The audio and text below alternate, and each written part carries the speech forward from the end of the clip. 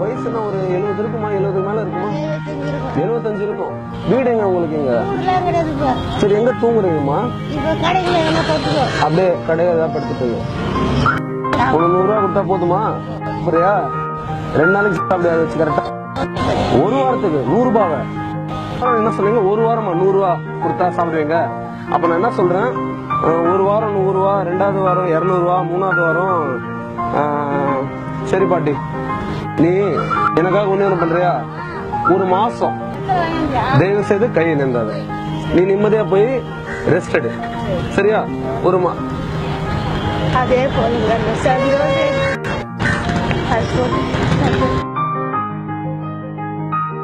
கரெக்டா ஒரு மாசமா 500 ரூபா. 500 ரூபா வேணுமா? 1000 ரூபா வேணுமா பாட்டி? அவ்வளவு வேணாமா? 1000 ரூபா வச்சுக்கேன். 1000 ரூபா தான் வேணாம், 500 ரூபா போதும். அதுக்கு பெரிய மனசு வரணும் கூட. இல்ல பாட்டி, சும்மா பாக்கணும்ல உன் மனசு எப்படி இருக்குன்னு.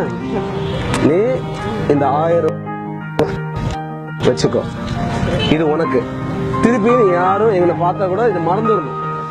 இது பையனா ஒரு அம்மா எல்லாரும், நான் மட்டும் இல்ல, என் பின்னாடி இருக்கிறவங்க, என்ன நேசிக்கிறவங்க, நம்ம பண்ணுவோம் நம்புறவங்க எல்லாருமே அவங்க சார்பா, சரியா? அண்ட் இது எங்க அம்மாக்கு நாங்க பிச்சையெல்லாம் தரல, ஏதோ ரோட்ல இருக்காங்கன்னு தரல.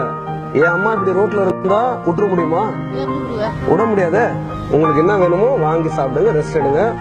70-80 வயசு ஆயிடுச்சு.